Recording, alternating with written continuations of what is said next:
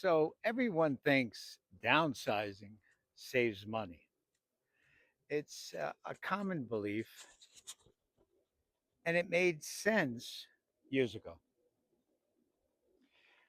when housing was not as expensive as it is today. And when you're selling a paid off home, naturally, you think you're going to come out on top.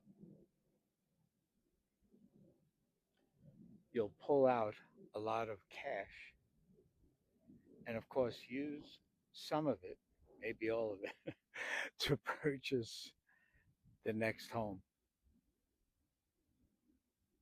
However, a real life example happened to me a couple of years ago. I was in Denver, and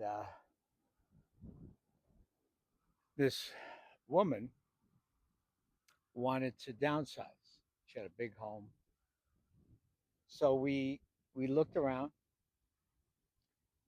at smaller homes, brand new, that she really liked. Except there was one problem: they were as expensive, if not more expensive, as her original home. So by selling her home, she would not only not save money, but she would also wind up spending more money.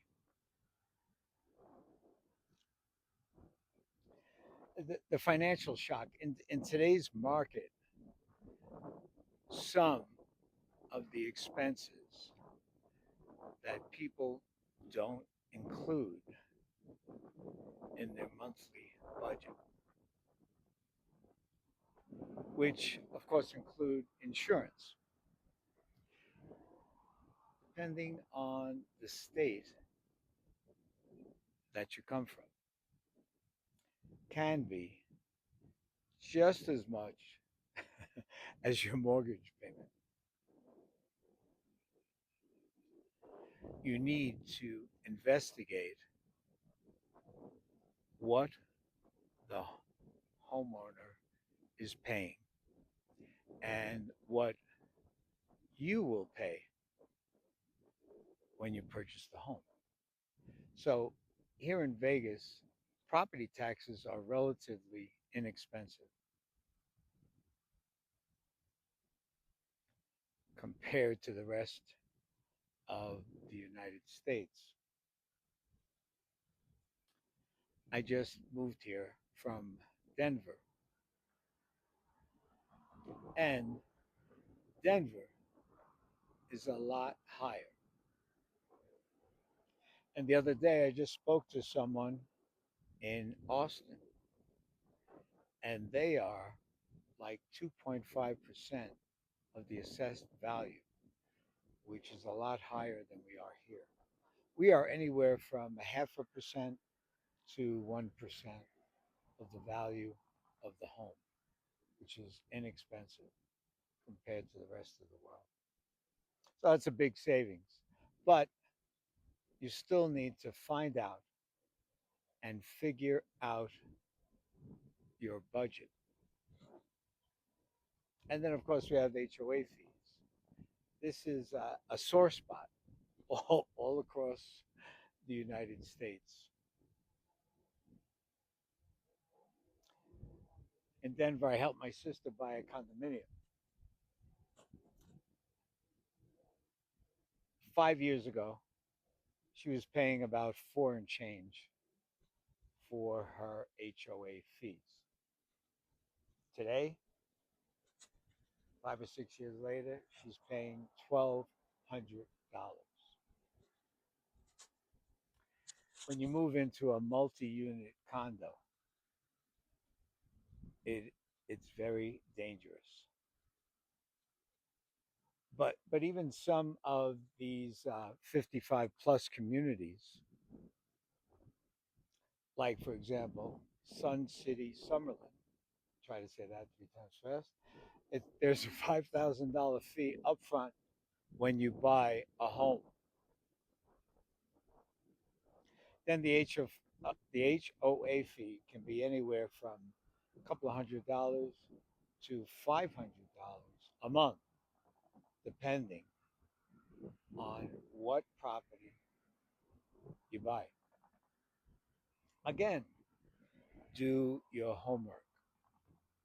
Find out what you're going to pay and put that in your budget. So you don't have a surprise, because I hear it all the time. The biggest problem and biggest complaint I find when people purchase a home, and after a couple of months of paying bills, they wind up surprised at all the fees, and they didn't realize how much it would really be. And lastly, we need to talk about inflation. Inflation is here to stay, and they keep saying that they're going to lower the prices after they lower inflation. I don't believe it. I think we're going to be paying these prices for the rest of our lives, because even once they get inflation under control, I don't believe uh, the higher prices is going away. The higher prices here to stay. They are going to continue on for the rest of our lives.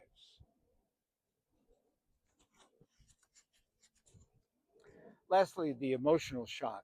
Leaving a neighborhood that you've been part of for decades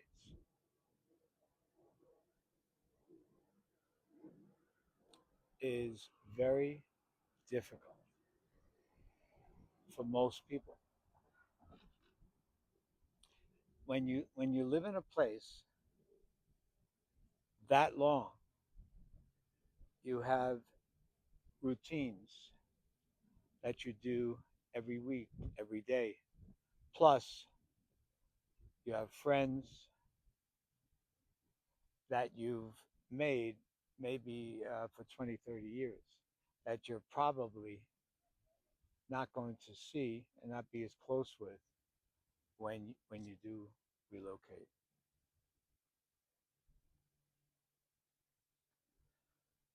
Then there's the health and lifestyle question. People don't ask themselves this question: when moving, will this home support you at 80? Can you age in place? Is the home set up properly and safely? And then I talk about walkability. Is there the ability to walk to local stores, restaurants,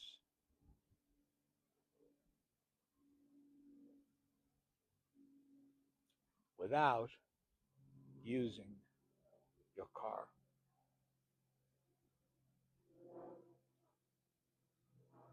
And last but not least, what is the community itself? What does it look like? Are people investing money into the community? Are the homes in good shape and being maintained properly? And all the surrounding neighborhoods, are they thriving? You also need to consider, if you're moving into a 55 plus community, if you're okay living with older people with no children. The real question is, what are the next 20 to 30 years going to look like? I ask this question all the time to seniors, especially. And sometimes